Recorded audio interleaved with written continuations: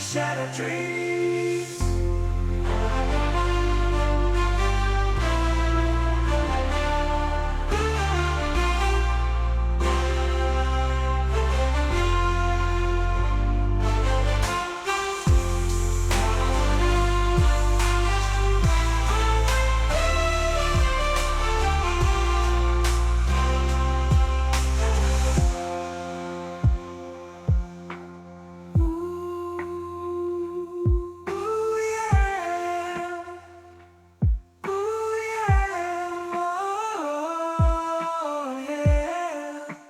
Mike's tiny shed of dreams.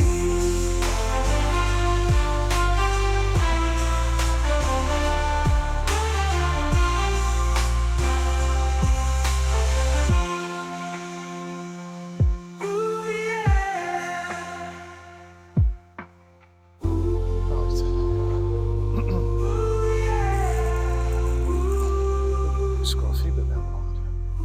Right, I've purchased another car. I expect I'll probably cut in some footage of it on a better day when it was all clean and it was a nice sunny day. Anyway, just a quick introduction. It's a 2004 Jaguar XJ Super V8 4.2 6-speed automatic. It was one of the cheapest ones available of this model. This is the X350, which is the all aluminium body. It's got the Jaguar voice controls. It's got adaptive radar control. Lovely car, beautiful interior, very well made. It was perfect. Took it down to the garage where I got my MOTs done. I asked him to have a look at it, make sure there was nothing wrong with it really, you know, alarming or anything that needed addressing. I'm aware that it needs basically a service. It's not overdue, but it needs one. The supercharger belt is overdue, 10,000 miles overdue. So I'm going to change that. I'm going to change the fuel tank straps because they rot. I'm going to underseal the subframes, you know, rust treat and cavity wax and all that business. The subframes.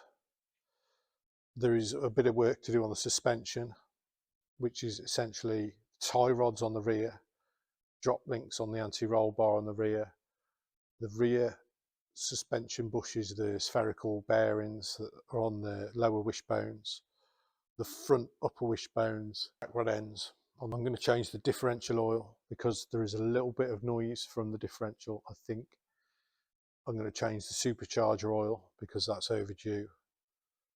And so far that's it. But I also intend to, I haven't purchased yet, but I've got everything else I need, is the valley pipes. I've took the cover off. There's like a vanity cover type thing on here. Under here, the supercharger, and there, underneath the supercharger, there's the water pumps here. There's some pipes that go from the back of the water pump into the EGR valve. And I think there's also one that goes from the throttle body back this way. I'm not exactly sure where it goes after that. I think it might be going to this heat exchanger. So I need to change those because those are prone to failure and apparently can be catastrophic failure. The other thing I need to do really is check the brake lines, because apparently the brake lines they're underneath like a plastic belly pan which run from the front to the back of the car, and they can either corrode or abrade on things like the cover itself, and they can fail. Apart from that, everything, the car runs perfectly. There's nothing wrong with it. It seems to drive fine. It starts first time. I've left it sat for a couple of weeks. I've had it on a battery maintainer because they are quite heavy on batteries. The suspension never really switches off. It's on air ride, so the suspension is always adjusting, or you know, it runs the compressor once every 24 hours just to maintain pressure in the system. Just fire it up, shall we, before I start digging into it. I love it. I really do actually love it. I'll just jump in.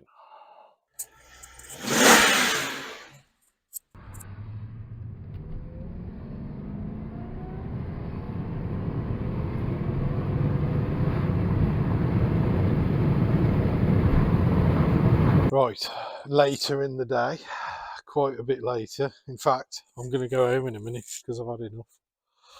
But it's all jacked up, nicely supported in the proper places, plenty of room to crawl underneath. First issue I've run against is how do I get the handbrake to switch off when it's not in park. So I'm thinking I'll just leave the key in it, because basically if you put the key in and you take it out of park, the handbrake automatically switches off. But if you want to take the key out, you have to put it in park. As soon as you put it in park, the handbrake goes on. No, as soon as you take the key out with it in park, the handbrake goes on. You can't take the key out unless it's in park, it's locked into position. So yeah, I need to go and have a look at my Jaguar service book, which is like 6,300 pages long, to see if I can find out. Or have a look around on the forums anyway.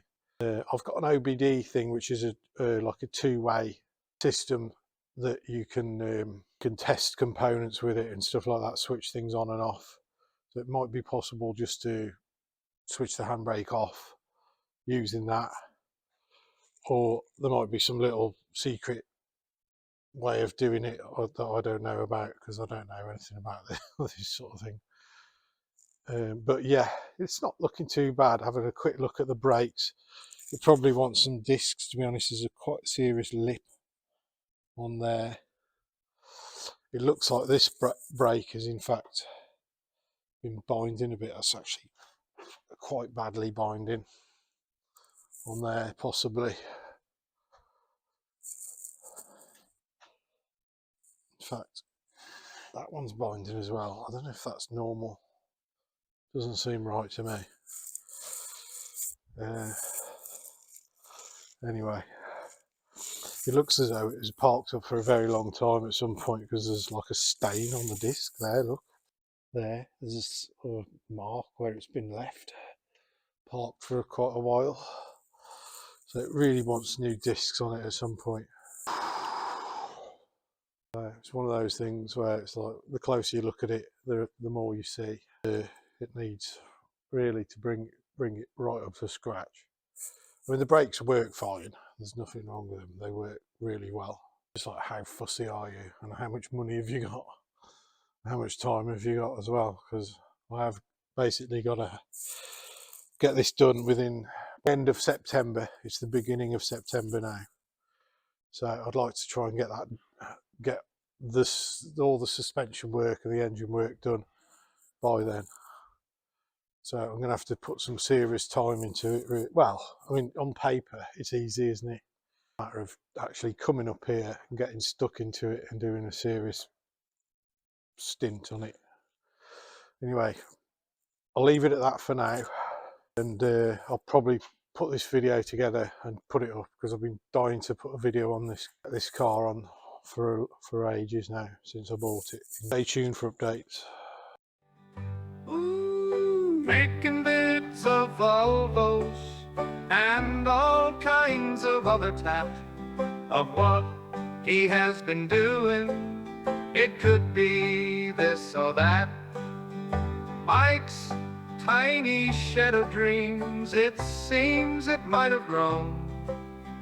What he has been up to is what this film has shown. Mike's shed, this shed ain't so tiny. In fact, it's freaking grand. Looks like it's big enough for at least 2 cars and other things he's planned. Look at the size of that mama jamma.